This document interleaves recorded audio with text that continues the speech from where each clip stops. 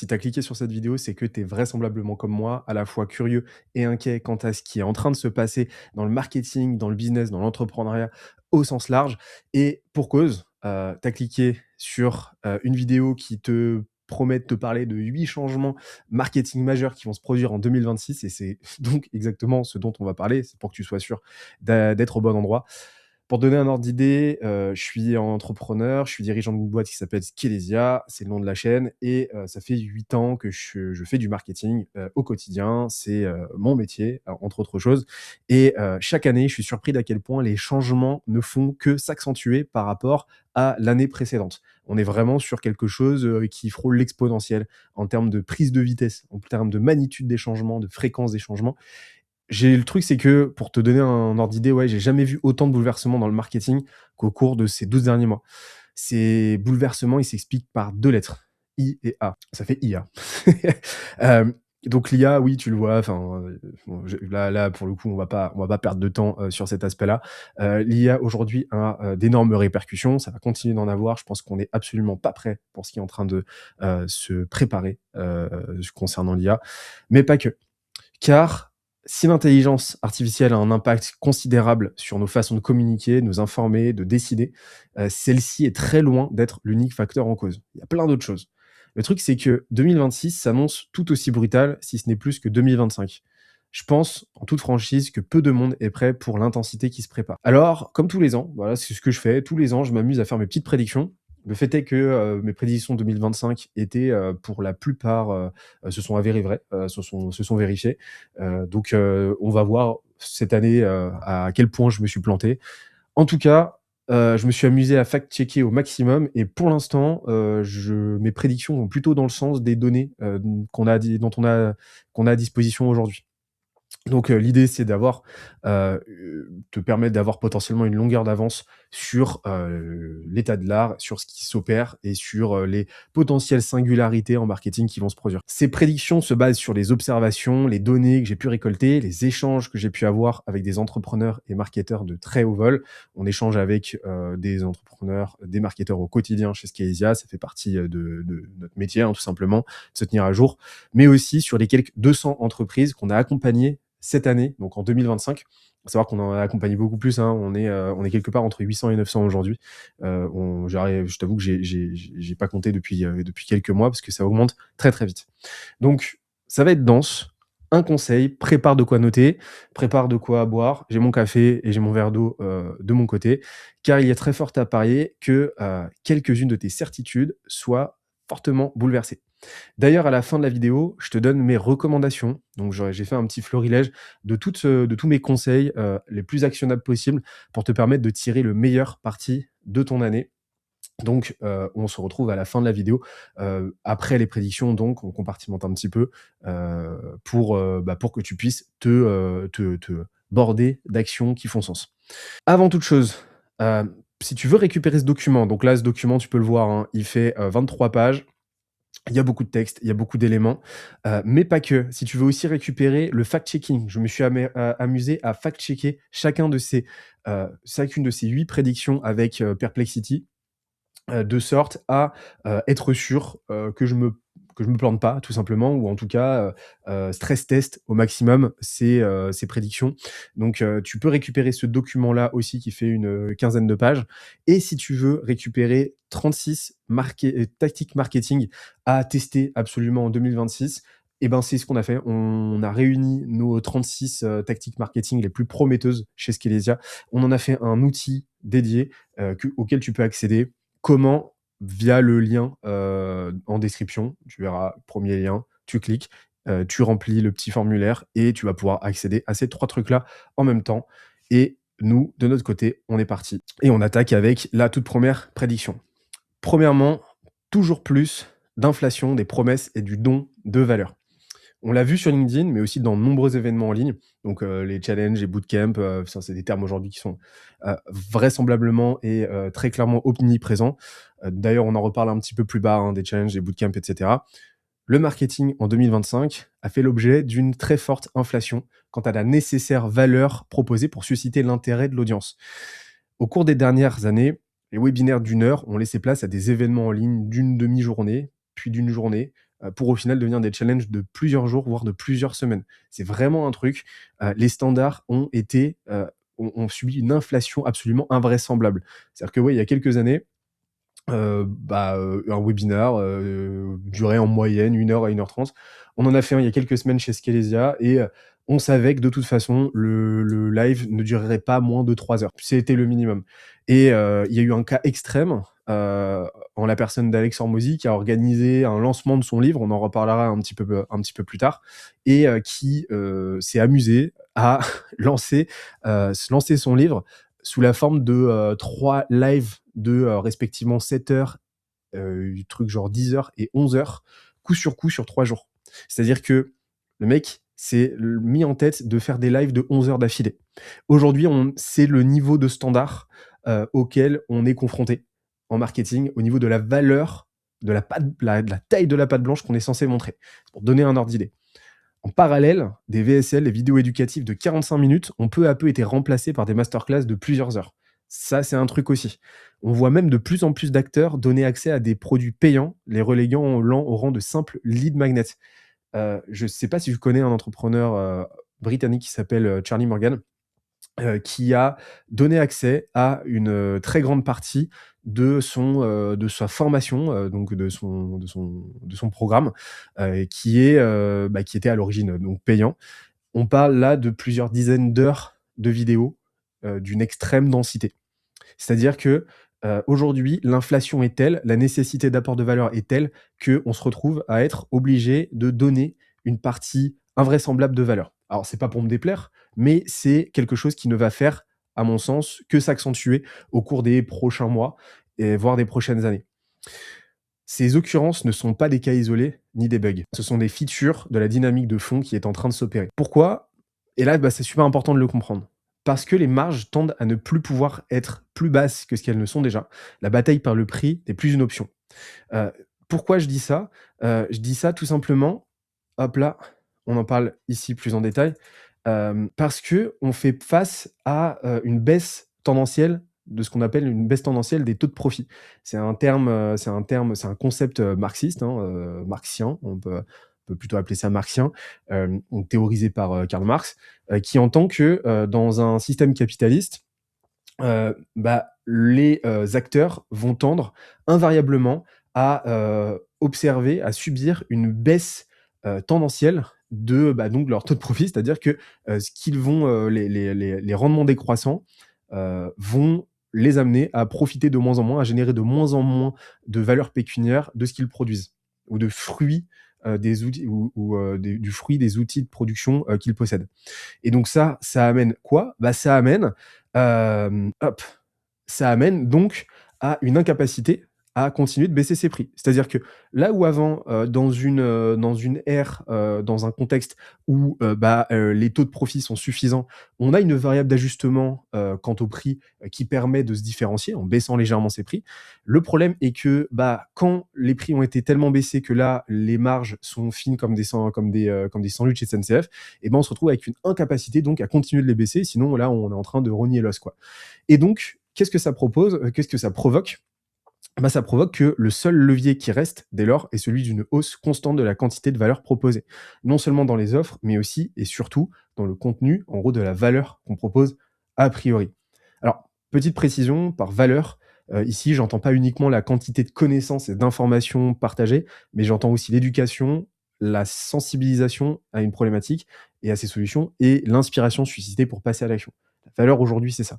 Un post LinkedIn qui ne partage pas une quantité d'informations substantielles, mais qui génère un passage à l'action, une sensibilisation, une prise de conscience chez l'audience, comporte une part conséquente de valeur. Voilà. Donc la valeur, je la quantifie de cette manière-là ici. Je sais que Marx ici se retournerait dans sa tombe cette fois.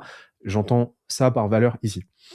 Le truc, c'est que de plus en plus de marketeurs comprennent que désormais, les prospects achètent autant pour la valeur qu'ils espèrent recevoir que celle qu'ils ont déjà reçue. Et ça, c'est super important. Pourquoi? Parce que ça amène donc de plus en plus d'entre eux à s'engager, s'ils ne le sont pas déjà, dans une surenchère continue de valeur afin de demeurer compétitifs. Encore une fois, la variable prix n'est plus un ajustement possible parce qu'on ne peut pas baisser encore plus ses prix. C'est plus possible aujourd'hui dans une ère où les taux de profit ont beaucoup trop baissé. Donc, on est obligé de proposer plus pour le même prix, tout simplement.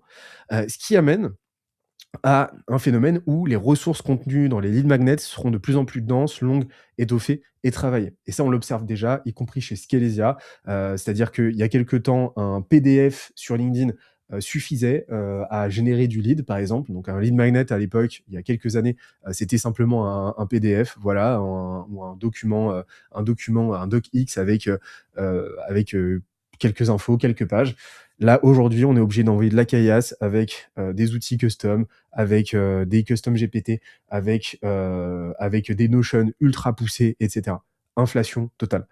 De plus en plus de contenus gratuits publiés aujourd'hui sont d'un niveau de qualité équivalent à l'information que les infopreneurs et formateurs en ligne faisaient payer plusieurs centaines, voire plusieurs milliers d'euros il n'y a de cela qu'une poignée d'années. Il y a quelques années, une vidéo de 45 minutes, 1 heure, 2 heures pouvait être vendue sans trop de problème en tant que produit, infoproduit low ticket à quelques dizaines, voire même parfois quelques centaines d'euros. Aujourd'hui, c'est une vidéo YouTube qui ne marche même pas tant que ça d'ailleurs. Voilà.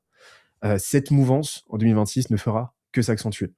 Donc ma prédiction ici, c'est qu'en 2026, le marché se tournera vers celui qui souhaite et est en mesure de donner 10 fois plus que ses concurrents. Et on peut enchaîner avec la deuxième prédiction, la simplification des funnels. La suringénierie marketing, supplément automatisation de séquences, je pense que ça va te rappeler quelque chose, de 250 emails avec arborescence comportementale vont cesser de générer des résultats asymétriques. Heu, on était dans une ère où là, il y avait un premium à la complexité parce qu'elle était difficile d'accès techniquement parlant. Il y avait une forte barrière à l'entrée technologique. Aujourd'hui, c'est plus du tout le cas. OK, pourquoi? Parce que, la simplification des outils, parce que, l'IA, parce que, la montée en compétences aussi des gens en général, hein, forcément au bout d'un moment les marchés se sophistiquent et ben, on se retrouve aujourd'hui avec un abaissement, voire même une annihilation de, cette barrière à l'entrée technologique. Heu, le truc, c'est que je suis pas en train de dire que le marketing automation et les funnels vont disparaître, pas du tout. Je dis juste qu'ils vont tendre à un plus grand minimalisme. En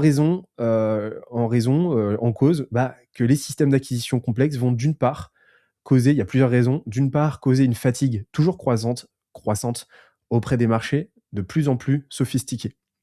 Et d'autre part, ils deviendront de plus en plus nombreux de par la baisse, comme je l'ai dit tout à l'heure, de la barrière à l'entrée technologique engendrée par l'IA, ce qui ne fera qu'accentuer le point précédent. Et on va se retrouver avec une récursion entre les deux.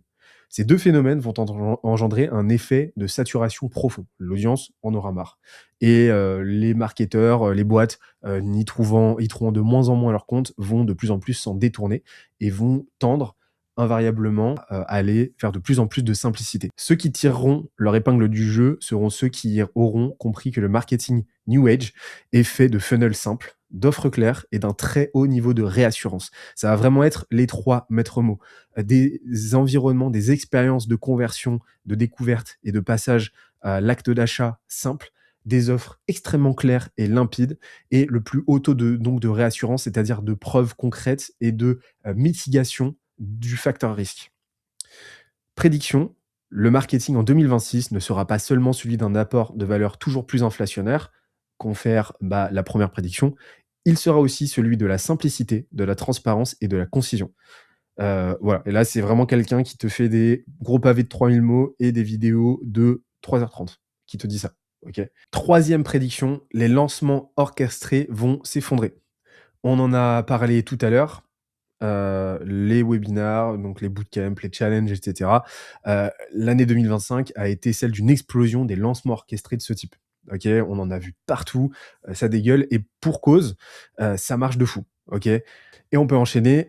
Troisième prédiction, les lancements orchestrés vont s'effondrer. L'année 2025 a été celle d'une explosion des lancements orchestrés. Par lancement orchestré, j'entends donc les webinaires, les challenges, les bootcamps dont on a déjà parlé tout à l'heure, qui ont pullulé en ligne comme jamais auparavant. C'était assez impressionnant. À tel point qu'on a observé de plus en plus d'événements et de stratégies de ce type chez des acteurs qui n'ont désormais plus grand-chose à voir avec l'infopreneuriat, où cette stratégie a toujours tenu une place centrale. C'est vrai que ça, c'est vraiment des stratégies à la base qui sont, celles de, finalement d'infopreneurs, hein, et d'ailleurs les infopreneurs ont compris énormément de choses en marketing. Ils sont très forts. Le fait est que, aujourd'hui, on voit des acteurs, traditionnels, on voit des boîtes de services, on voit des SaaS utiliser de plus en plus, ces stratégies de lancement, parce que, tout simplement ça marche et on voit même des gens, qui ont, fenêtre sur cours à la télé, des entrepreneurs et cetera, lancer leur club, d'investissement avec, des lancements orchestrés de ce style, des challenges et ainsi de suite. Pourquoi? Parce que ça marche de fou, en fait. Ça marche vraiment de fou. Les retours sur investissement de ces stratégies sont absolument invraisemblables. On parle de ROS, de retour sur investissement, qui se compte en, j'ai eu des échos, comme étant de l'ordre de 14, de fois 14. C'est-à-dire que pour 1 € investi dans un lancement orchestré, on peut générer en moyenne, quand on s'y prend bien, 14 fois sa mise de départ. C'est absolument énorme. C'est énorme. On en a d'ailleurs, je reparle d'Alex Hormozy parce que, il a fait vraiment fort en 2025. On en a d'ailleurs pas plus tard qu'il y a quelques mois un exemple, très extrême avec, le lancement donc de, Alex Hormozy qui s'est soldé par un chiffre d'affaires en 3 jours de 103 millions de dollars avec un webinar, une série de 3 webinars, sur, 3 jours. Si ce chiffre est insensé et d'une extrémité absolue, il n'en est pas moins représentatif de l'impact et de l'ampleur, qu'ont eu ces stratégies au cours des dernières années. Le problème est que, comme toute bonne chose, celle-ci tend, si pas vers sa disparition, vers au moins sa mutation, voire, son atténuation. Pourquoi? Pour 2 raisons. D'une part, à cause de son omniprésence et de sa surutilisation, qui va, comme tout le reste, engendrer, une usure des audiences et du marché, hein. Forcément, quand ça fait, quand on en est à son 5e webinaire de l'année, au bout d'un moment, les suivants nous paraissent un petit peu usuels. Et en plus de ça, au bout d'un moment, c'est des mécaniques de conversion qui fonctionnent tellement bien que, les marchés se retrouvent un petit peu, à court de pouvoir d'achat, hein, aussi. Et deuxièmement, une nécessaire surenchère constante des promesses qui vont rendre ces événements intenables sur le plan économique. Quand on s'en retrouve à devoir, investir des sommes folles en acquisition pour générer des inscriptions, à payer des speakers dans tous les sens, à louer des salles, à louer des palais des glaces pour, ces lancements, au bout d'un moment, économiquement, ça commence à faire mal et on voit, les données que j'ai vont dans le sens d'un véritable affaissement, de mois en mois, de semaine en semaine même, des, ROS. Et donc là, je parlais de 14 tout à l'heure. Là, aujourd'hui, à l'heure où je parle, début janvier, on est déjà en dessous de ça. Donc et ça ne va faire que baisser courant 2026. D'autre part, 2e raison, une logique de distribution qui va elle aussi connaître un fort élan inflationnaire, de par la multitude d'acteurs qui distribueront leurs événements sur des plateformes, sur les régies publicitaires, faisant exploser les enchères. Forcément, il y aura de plus en plus d'acteurs parce que ça marche, donc de plus en plus de gens vont vouloir, générer des inscriptions, donc ça va faire de plus en plus de pubs, en plus les plus localisées possibles sur des périodes précises, parce qu'en France, avec, les périodes de vacances, ça laisse finalement peu de périodes, propices à l'organisation de ce genre d'événements et donc on va se retrouver avec d'énormes clusters, d'énormes embouteillages d'annonceurs, qui vont faire exploser les coûts d'acquisition et ça va être absolument catastrophique pour ça. Toujours plus de concurrence donc pour des prix dont la hausse est toujours plus drastique. Le tout pour capter une attention toujours plus partielle d'audience toujours moins prête à acheter pour les raisons qu'on a listées. Ce qui va faire que ma prédiction, c'est que on prédit non pas une disparition de ces formats qui vont perdurer, mais un affaissement considérable de leur ROI. Cette tendance ira de pair avec l'émergence de quelques acteurs qui rafleront la mise en parvenant à tenir le rythme dans la course au toujours plus. C'est-à-dire qu'en gros, comme je le dis, ceux qui seront en mesure de tirer leur épingle du jeu seront ceux qui pourront investir beaucoup plus que les autres et seront prêts à caillasser comme pas possible. Ce qui ne sera pas donc donné à tout le monde. D'ailleurs, petite parenthèse, si jamais t'es pas d'accord avec moi sur l'une ou l'autre de ces prédictions, les commentaires sont faits pour ça, on en discute. Encore une fois, c'est des prédictions, qui se basent sur des données tangibles que j'ai, des observations que j'ai faites. J'ai pas la science infuse, je suis pas Nostradamus, donc c'est fort possible que certaines d'entre elles soient complètement à côté de la plaque. Et dans l'absolu, celle où je suis pessimiste, comme d'habitude, je ne souhaite que me tromper. Donc part du principe que, dès lors que, je fais la soupe à la grimace dans une prédiction, j'espère qu'une chose, c'est de me planter. Voilà. Comme ça, on est 2 à espérer que je me plante. 4e prédiction, Vibe app is the new e-book ou quand le vibe coding se mélange, fait symbiose avec le marketing. La scission entre développeurs et marketeux est définitivement révolue. Alors c'est vraiment pas ici une déclaration un peu putaclic, un petit peu sensationnaliste. C'est vraiment quelque chose que j'observe. Je suis pas en train de dire que les marketeurs vont être en mesure de produire un code, heu, techniquement parlant, du même niveau de qualité qu'un développeur de métier. Je suis pas du tout en train de dire ça. Je suis juste en train de dire qu'aujourd'hui, on observe telle un tel abaissement de la barrière à l'entrée technologique qu'aujourd'hui, les marketeurs sont vraiment armés pour aller au-devant de la plupart des défis technologiques qu'ils rencontrent. Ce qui en fait aujourd'hui, fonctionnellement parlant, OK, des développeurs. Je dis pas qu'encore une fois, ils sont des développeurs de métier, mais je dis juste qu'au niveau des fonctions qu'ils sont censés remplir, ils sont aujourd'hui en mesure de remplir, un très grand nombre de tâches, qui reviendraient habituellement à des développeurs. Le débat est lancé. Désormais, avec des outils tels que Lovable, ça c'est mon coup de cœur, outil de fou, Repeat ou Emergence qui sont des concurrents, un marketeur incapable d'aligner la moindre ligne de code est capable, de sortir une app prête à l'emploi en quelques minutes et j'en suis la preuve vivante. C'est ce que je fais quasiment tous les jours depuis un moment maintenant. Chose dont on ne se prive pas d'ailleurs chez Skelesia, hé hé, je venais de le dire. L'essor de ces outils va avoir plusieurs implications et conséquences. Premièrement, la frontière entre marketing et produit va être de plus en plus ténue, comme je suis en train de le démontrer. En effet, les marketeurs sont désormais en mesure de coder des outils ou des features en autonomie, ou du moins de les maqueter, ce qui conférera toujours plus de vélocité, de réactivité et d'exactitude.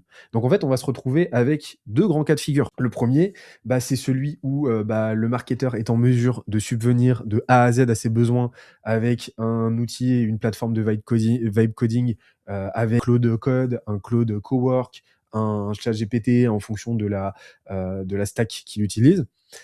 Ou alors, le marketeur va être en mesure de, produire une V1, un MVP, on appelle ça comme on veut, une version, démo embryonnaire de ce qu'il a en tête, pour ensuite, une fois qu'il l'a testé, qu'il l'a expérimenté, auprès du marché et cetera, qu'il l'a confronté au réel, pour ensuite l'utiliser comme, cahier des charges, grandeur nature, matériel, concret, à donner à un développeur, à une équipe qui va pouvoir se charger d'en faire quelque chose de concret, de tangible et de techniquement viable et simple. Ce qui va, réduire la voilure énormément en termes, d'aspérité qu'on peut observer traditionnellement entre le marketing et le dev. D'autre part, le marketing, et ça va être un changement absolument majeur, ne sera plus cantonné à du simple contenu. Et ça, c'est vraiment important de le comprendre. En 2026, on verra apparaître de plus en plus d'outils, d'apps, d'extensions Chrome et consorts qui viendront remplacer les sempiternels e-books, Playbook, bases de données, Notion, etc. Il y a un truc à comprendre, c'est que le contenu a pour fonction, naturelle, a pour produit dérivé, by-product naturel, de rajouter du travail. Parce que le contenu, par définition, c'est l'émission, packagée d'une information à consommer, pour qu'une audience la consomme et l'ingère. Ce qui rajoute donc naturellement, mécaniquement, du travail à ladite audience.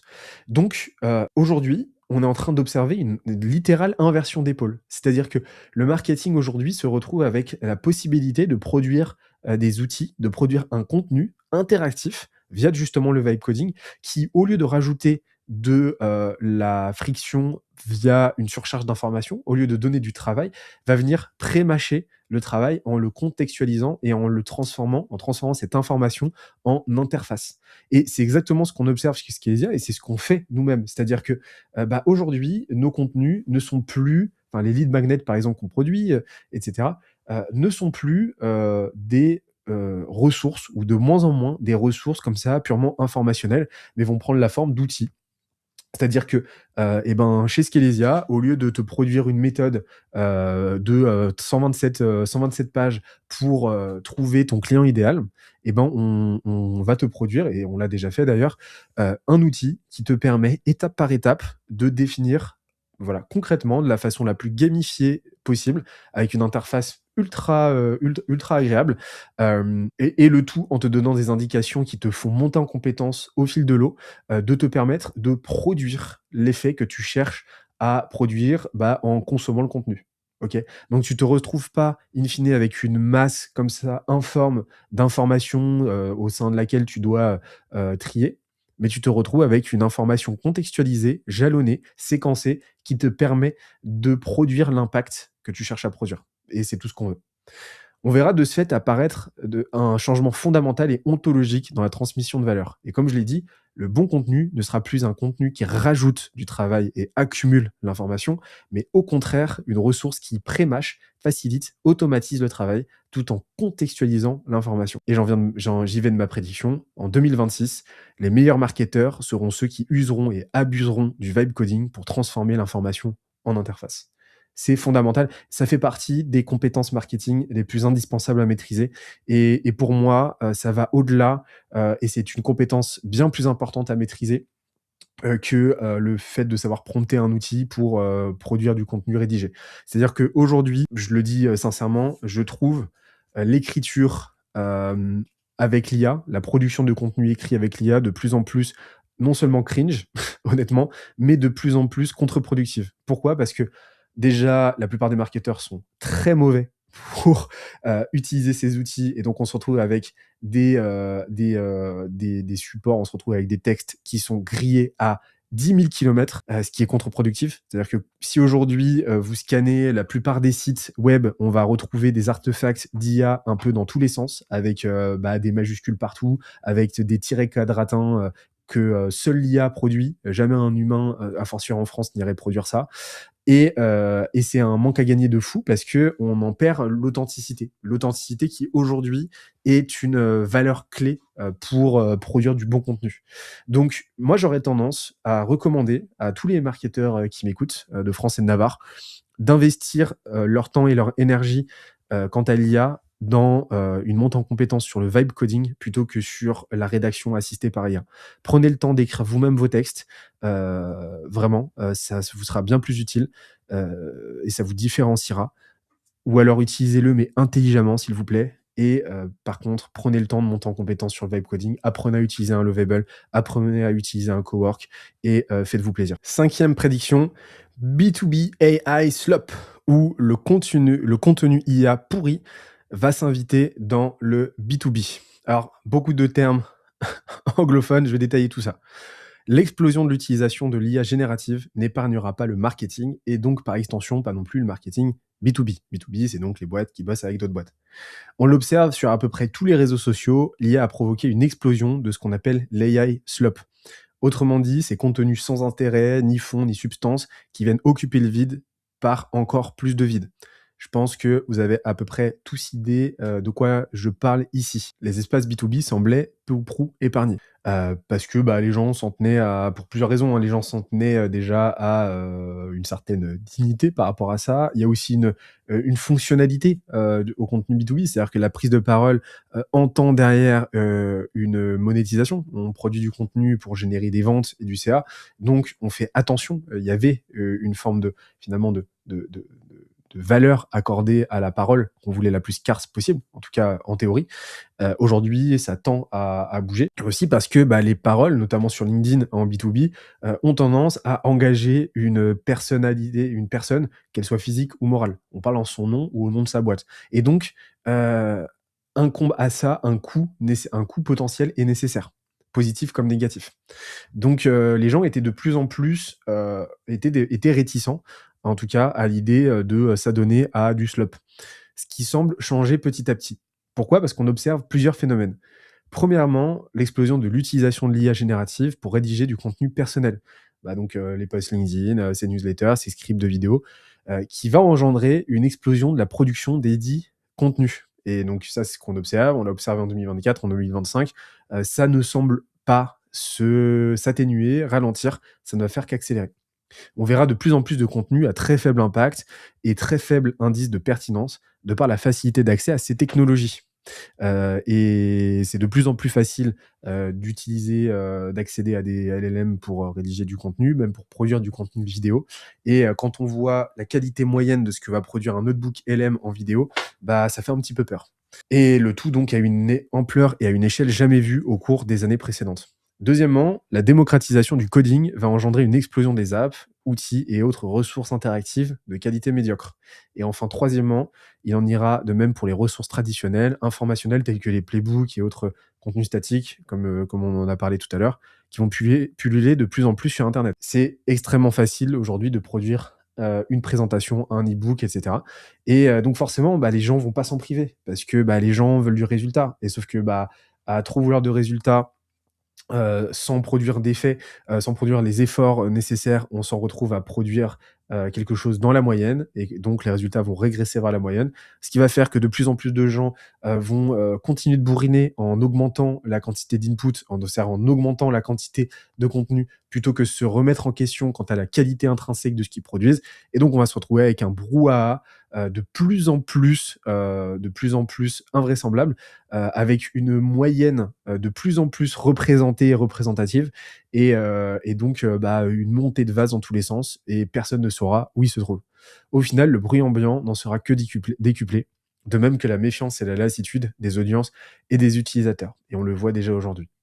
Prédiction, comme toujours, l'IA s'avérera être un coefficient multiplicateur de l'excellence, de même qu'un coefficient multiplicateur de la médiocrité.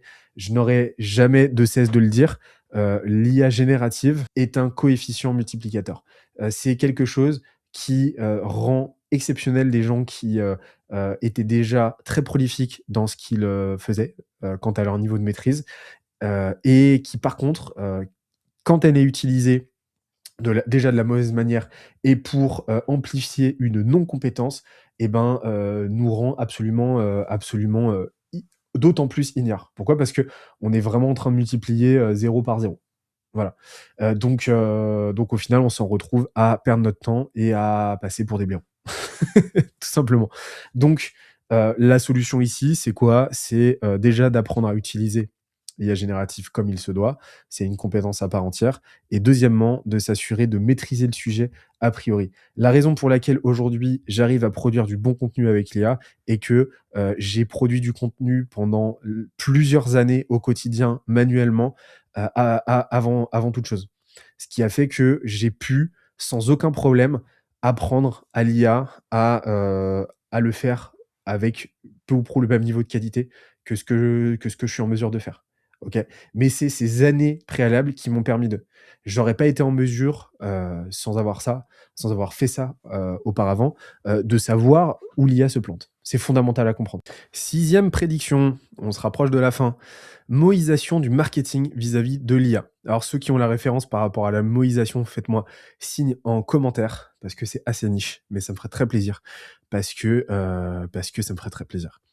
Au même titre que la scène politique est en train de se morceler idéologiquement, laissant de moins en moins de monde végéter au centre, 2026 va voir se cristalliser des affects de plus en plus prononcés et radicaux concernant l'IA générative. On l'observe via plusieurs phénomènes.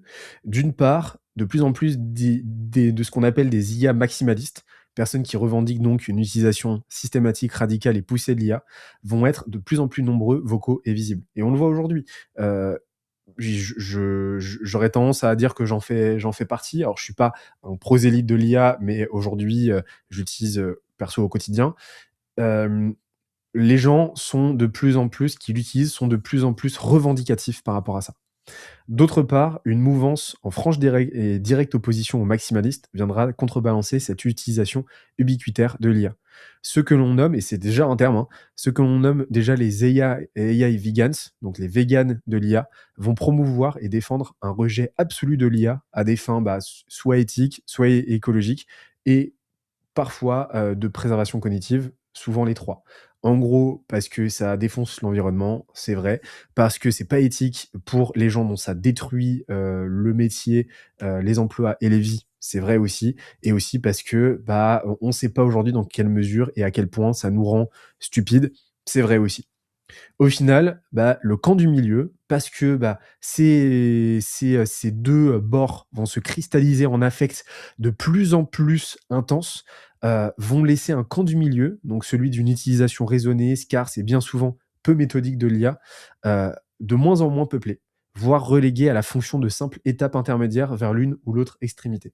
En gros, bah, on va être modéré, vis-à-vis de l'IA, tant qu'on est un petit peu en découverte, prudent, pas trop au fait, pour au final, bah, choisir un des 2 camps de façon relativement mécanique et systématique. Soit on se rend compte que, l'IA a changé notre vie et on est comme des fous et on finit par l'utiliser au quotidien et à ne plus voir, ne plus envisager notre quotidien pro, perso sans, soit, on déchante complètement, on se fait peur et on va du côté des, véganes. Les marketeurs, et ça c'est la réalité qui est en train de s'opérer, on le voit aujourd'hui, n'auront d'autre choix que de se positionner quant à cet état de fait. L'utilisation ou non de l'IA, son implémentation au sein des produits seront tout autant de sujets centraux en 2026 qui ne toléreront l'économie d'une prise de position. Il n'y aura pas d'autre choix, dit plus simplement, que de dire de quel bord, à quel bord on appartient, là où on se situe. Qu'on soit marketeur, qu'on soit créateur de contenu, qu'on soit une boîte. Et on le voit aujourd'hui, hein, il y a déjà il y a de plus en plus de boîtes qui revendiquent leur non-utilisation de l'IA. Il y a de plus en plus de boîtes qui revendiquent une utilisation de l'IA au sein de leurs features, au sein de leurs produits et ainsi de suite.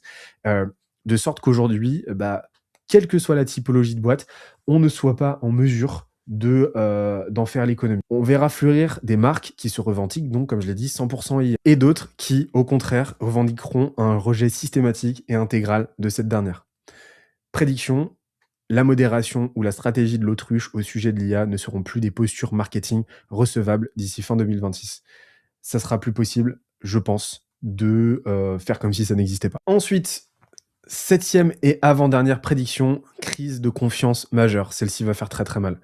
Les prédictions précédentes, de même que tout un tas de facteurs connexes, dont on n'aura pas le temps de parler dans ces quelques lignes, dans cette courte vidéo, vont culminer en une finalité dramatique pour la totalité des acteurs. Bah, clients, prestataires, etc. Celui d'une perte de confiance généralisée qui s'exprimera sous la forme d'une hausse drastique et dramatique de la méfiance du marché. Autrement dit, les gens vont être de moins en moins en confiance quant à ce qu'on a à leur vendre et ce qu'on peut leur délivrer. Les promesses deviendront, au-delà de l'insipide, des vecteurs de doute. Et on le voit aujourd'hui chez Skelesia, les gens sont de plus en plus méfiants quant aux promesses chiffrées. Les gens sont de plus en plus méfiants et ça corrèle à une sophistication de marché, mais c'est quelque chose de généralisé. C'est méta-mercatique, on va dire, dans le sens où ça n'est pas spécifique à des industries, à des marchés spécifiques. Les acteurs, en général, aujourd'hui, sont de plus en plus sceptiques. Pourquoi? Bah parce qu'il y a justement sophistication globale des gens et une tension latente aujourd'hui au sein de l'espace capitalistique. Concrètement. On entre aujourd'hui dans une crise du capitalisme majeure et donc ça va s'en ressentir aussi dans la façon dont les gens procèdent à l'acte d'achat. C'est tout à fait normal, qu'ils soient des particuliers ou des entreprises. Et ça, c'est un truc qu'on observe aussi, c'est que bah, les témoignages, par exemple, les preuves concrètes qui sont censées bah, rendre inévitable et rendre logique l'acte d'achat tendent à devenir de moins en moins efficaces pour la simple et bonne raison que bah, les gens sont de plus en plus méfiants parce que ils se sont déjà fait avoir avec des faux témoignages et qu'aujourd'hui bah, l'IA, les deepfakes font que bah, les gens sont de plus en plus réticents, y compris face à des documents vidéo qui attestent d'un échange et ainsi de suite. Voilà. Donc ça, c'est un truc auquel il faut se préparer. On commencera à se méfier également de l'expertise des uns et des autres, sans cesse habité par le doute que ladite expertise ne soit en réalité qu'un prompt bien formulé. Aujourd'hui, n'importe qui est en mesure de se faire passer pour un expert sur n'importe quel sujet avec un petit prompt ChatGPT. Il y a des outils qui permettent qui nous coachent via l'IA directement pendant nos calls, avec des petits pop-up qui analysent les conversations et qui nous proposent la réponse idéale pour nos entretiens d'embauche, mais aussi potentiellement pour demain pour nos calls clients. Et donc, on est tout à fait en mesure d'imaginer demain des outils de ce genre qui se connectent à un RAG présent, donc au RAG de l'entreprise, de sorte que bah, un profil junior ou un freelance ou un stagiaire soit en mesure de répondre à une demande client, de procéder à une action interactive avec le même niveau de qualité, de pertinence qu'un profil senior avec 15 ans d'expérience. Pourquoi? Parce que l'IA sera là pour le coacher en temps réel. Ce qui ne pourra ce qui ne fera qu'accentuer cette méfiance-là globale. Au final, on ne doutera plus uniquement des promesses et de l'habillage marketing, on doutera de la nature même de l'expertise qui la meut et qui la distribue et donc au final même de l'intention des gens. C'est-à-dire qu'on viendra complètement, potentiellement, encore une fois, j'espère me planter, mais j'ai du mal à voir, comment on pourrait, avancer dans un autre sens que celui-ci, devenir complètement parano. Les conséquences seront multiples. D'une part, on verra s'étioler des axiomes qui ont pourtant fait leurs preuves durant des années, voire des décennies. Donc je parlais justement, des preuves, de la preuve sociale, des témoignages, ainsi de suite, qui sont pourtant des matériaux absolument, immuables et des briques élémentaires de toute stratégie marketing et de toute stratégie de branding. Mais pas seulement. Les offres irrésistibles tendront à devenir des repoussoirs. Donc les offres irrésistibles, c'est vraiment ces offres ultra packagées, ultra sexy, qui sont conçues pour être achetées de façon, indubitable et de façon inévitable. Pourquoi? Parce que, elles sont justement tellement irrésistibles que le prospect se sentirait débile de dire non. Ces offres-là vont tendre à devenir limite des repoussoirs ou en tout cas, devenir de moins en moins puissantes. Heu, pas pourquoi? Parce qu'elles devront être de plus en plus appuyées par une quantité de preuves chiffrées, concrètes et tangibles et toujours plus conséquentes, malgré le fait que ces preuves-là seront de moins en moins efficaces. Et on peut voir un petit peu le l'ouroboros qui est en train de se dessiner. D'autre part, les entreprises ne pourront plus faire l'économie du parasocial et de l'intuitu. Parce que l'IA nous plonge dans un scepticisme constant et toujours croissant, on a l'impression d'être en permanence en train de parler à des tas de pixels, et la nécessité de sentir qu'on est en train de créer un lien concret, tangible, matériel avec un individu de chair et de sang sera absolument nécessaire. Et donc les entreprises ne pourront pas faire l'économie de personal branding fort, de points de contact physiques, les plus physiques et les plus directs possibles avec les audiences, par, on en parlera juste après de l'événement physique, mais de l'événement aussi à minima en ligne, par des contenus beaucoup plus chill, beaucoup moins travaillés, etc. Un peu comme je suis en train de le faire là, et ainsi de suite. Les entrepreneurs, les marketeurs, les commerciaux n'auront d'autre choix que de se montrer pour humaniser la marque, insuffler de la vulnérabilité, donc de la proximité, donc du relationnel. En gros, en revenir à ce qui fait de nous des humains aujourd'hui, c'est-à-dire des trucs faillibles, des organismes capables de se planter, capables d'imprécision, capables d'imperfection. Grosso modo, tout ce dont une machine n'est pas capable. Relationnel qui viendra un vecteur de différenciation, encore une fois, et donc les boîtes qui s'en sortiront le mieux, quelle de quelle que soit, l'industrie, quelle que soit la thématique, seront celles qui seront en mesure de créer le plus fort relationnel avec leur audience. Enfin, la réputation, la qualité et les preuves concrètes et tangibles de performance et d'efficacité deviendront non seulement des arguments de vente, mais aussi, mais des commodités, d'accord? Ça sera absolument nécessaire.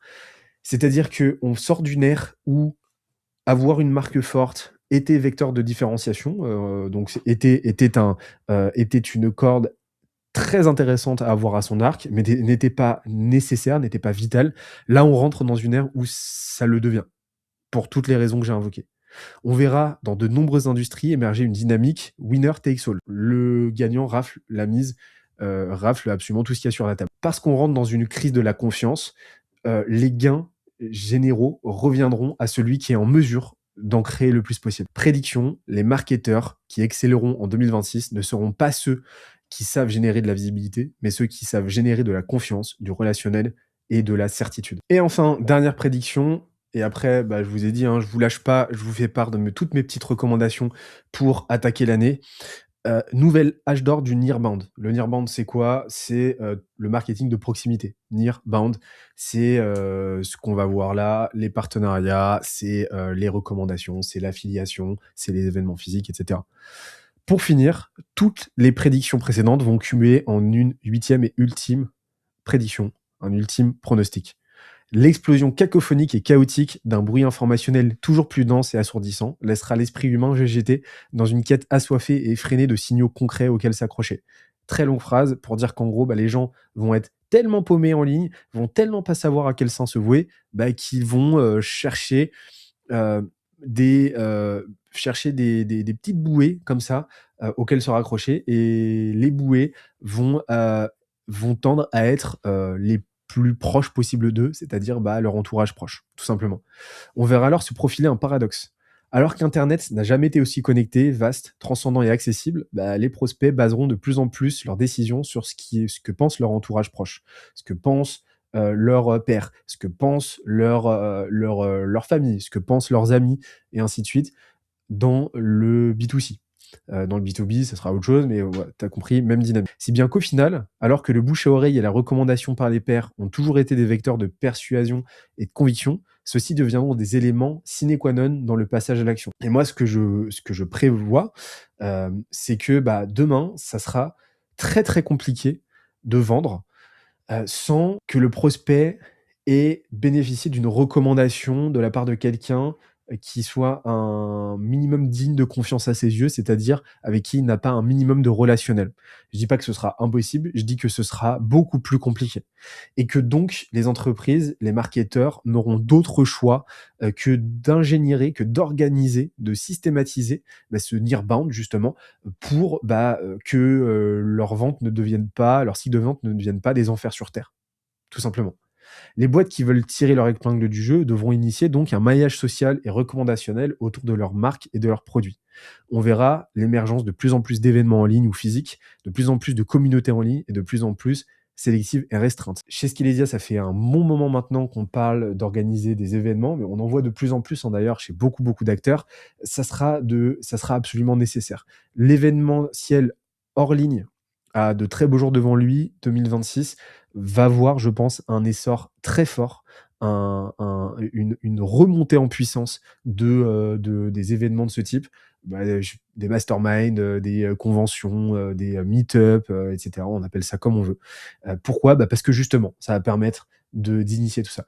Un énorme aussi, essor du marketing d'affiliation, affiliate marketing, avec, des métiers qui vont se cristalliser autour de ça pour justement, bah, procéder à ce maillage social. Prédiction, l'événementiel physique va connaître donc, comme je l'ai dit, un nouvel âge d'or et on est bon. Alors, comme promis, je te laisse pas repartir bredouille. Je vais te faire part de toutes mes recommandations pour 2026 à l'aune de ces prédictions-là. Encore une fois, j'espère me planter à hauteur de mon pessimisme, hein. Plus je suis pessimiste, plus j'espère que ça s'avère, faux, pour le coup. Si Petit rappel, si tu veux récupérer la totalité de ce document, donc de 23 pages, plus le fact-checking de chacune de ces prédictions, pour t'assurer que je dis pas trop n'importe quoi, bah, source à l'appui et les 36 tactiques marketing qu'on te recommande de tester absolument chez Skelesia en 2026.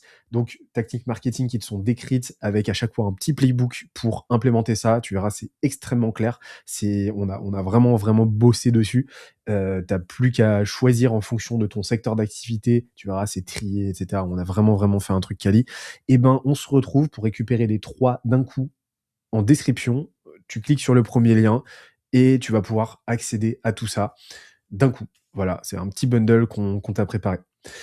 Donc les recommandations. Premièrement, investis dans la réputation et la preuve sociale avant d'investir dans l'acquisition payante.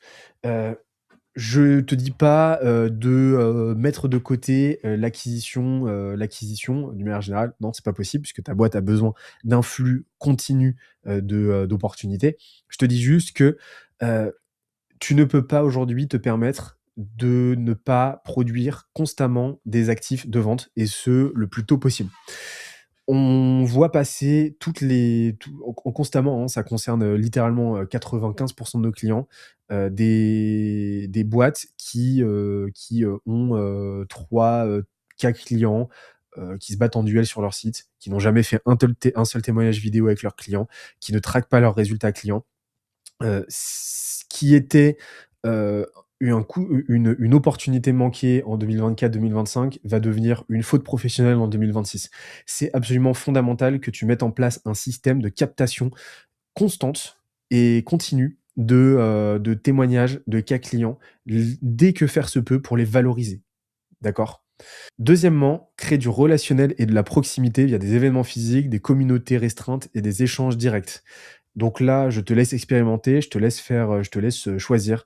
En gros, trouve un moyen de créer, de tisser un maillage social, un élan communautaire autour de ce que tu fais. Ça peut être, bah, justement par des petits apéros after work ou quoi avec tes clients. Ça peut être via l'organisation d'une convention, ça peut être via l'organisation, de live, interactifs et cetera.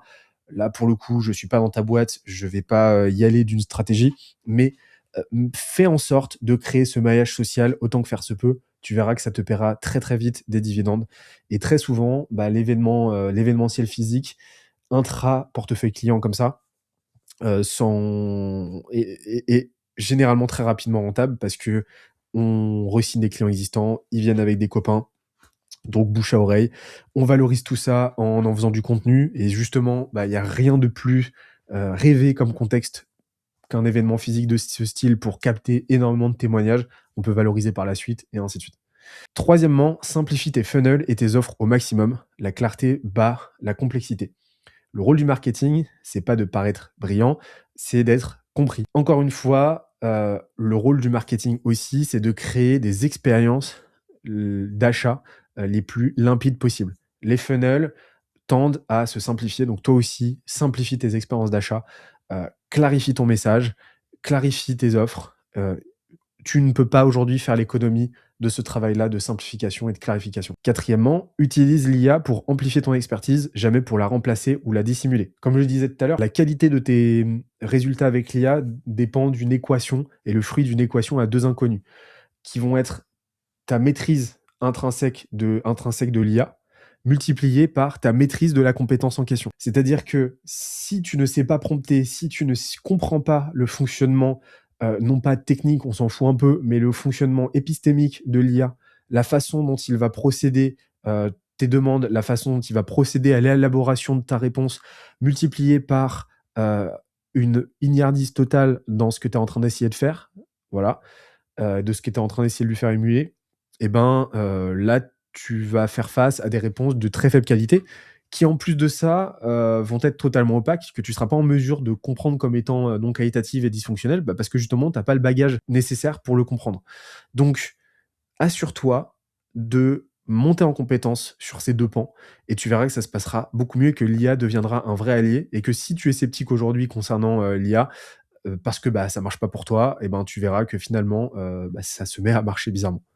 Troisième, je sais plus combienièmement, positionne-toi clairement sur ton usage de l'IA. La modération n'est plus une option, à ton échelle et à l'échelle de ta boîte. Tu verras que de toute façon, courant 2026, si ma prédiction, s'avère, juste, ça sera de plus en plus, compliqué de ne pas te positionner parce que, bah, l'impulsion de ton marché, va t'y contraindre. Ensuite, transforme l'information en interface, donc les apps en apps, outils, calculateurs, plutôt qu'en PDF statique. En gros, ce que je te recommande de faire, et tu verras que ça va être déjà très amusant à faire et en plus de ça, ça va te permettre une belle initiation, au vibe coding. Récupère tes meilleurs lead magnets de ces, 2 dernières années, donc tes meilleurs contenus de ces 2 dernières années et cetera. Ou alors, bah, les playbooks en interne qui, génèrent les meilleurs impacts pour tes clients et transforme-les avec un Lovable, voilà, en outil interactif. Et donc, tu vas pouvoir transformer une méthode comme ça, statique, en un outil interactif qui te permet, bah, d'émuler donc la dite méthode. Transforme, ne pense plus donc, méthode de calcul, pense calculateur directement. OK? Ne pense plus, pense interactivité, pense contextualisation. En gros, réfléchis ton contenu à l'aune du vibe coding et tu verras que tu vas faire de très, très grands bonds dans les performances de tes contenus. Ensuite, avant-dernier conseil, accumule des preuves concrètes, chiffrées et tangibles de tes résultats. Elles deviendront ta monnaie. Comme je l'ai dit, ce n'est plus possible de ne pas, aujourd'hui, documenter tes résultats clients, documenter ton parcours. Pourquoi? Parce que monter de la certitude, monter, de ta légitimité et création d'un intuitu, d'un relationnel avec ton audience, avec tes futurs clients qui verront en toi un interlocuteur de confiance. Et dernièrement, montre-toi, humanise ta marque, insuffle de la vulnérabilité, comme je disais. Le parasocial sera ton différenciateur, ce qui donnera tout simplement l'impression, la sensation, la certitude à ton marché de ne pas être en train d'acheter un énième custom GPT. Petite conclusion pour la forme. Au final, malgré l'IA, les Vibe Apps, les iSlop, et cetera, tout ça, ce qui reste, c'est encore et toujours les mêmes principes premiers, les mêmes fondamentales. La psychologie humaine ne change pas. Les mécanismes qui gouvernent la façon dont l'humain agit, décide et achète demeurent identiques depuis des millénaires. La quête de certitude, le besoin de confiance, l'aversion au risque, le désir d'appartenance, la recherche de statut, tout ça, en gros, sont des vecteurs qui vont garder la peau dure en 2026. Le fait est que on va juste en être dévié par l'effusion, le brouhaha constant et les injonctions de l'IA à produire toujours plus de contenu, toujours plus de trucs médiocres, tout simplement. De même que les lois qui régissent la création et les transferts de valeur. La valeur se crée en résolvant un problème concret pour un ICP spécifique. Elle se transfère par la démonstration tangible de cette résolution, appuyée par la preuve sociale, la réputation et le relationnel. Or, l'ensemble des bouleversements que je viens de décrire ne font qu'accentuer l'importance de ces fondamentaux. Car le bruit ambiant augmente, plus la confiance devient rare. Et de plus elle devient rare, plus elle devient précieuse. En 2026, celui qui gagnera ne sera pas celui qui maîtrise le mieux l'IA, même si c'est absolument nécessaire de bien la maîtriser, ou celui qui produit le plus de contenu. Ce sera celui qui comprend que la technologie n'est qu'un levier pour amplifier ce qui a toujours fonctionné. Encore une fois, la psychologie humaine et la création de valeur réelle. J'espère que cette vidéo t'a plu. On se retrouve, j'espère, très vite pour la prochaine. Pour rappel, encore une fois, dernier petit call to action, pendant que tu t'abonnes, pendant que tu likes la vidéo, pour récupérer la totalité de ce document, le fact-checking de chacune de ces prédictions, source à l'appui et 36 tactiques marketing à tester absolument pour 2026. Rendez-vous en description, le premier lien et on se dit à très vite. Ciao, ciao.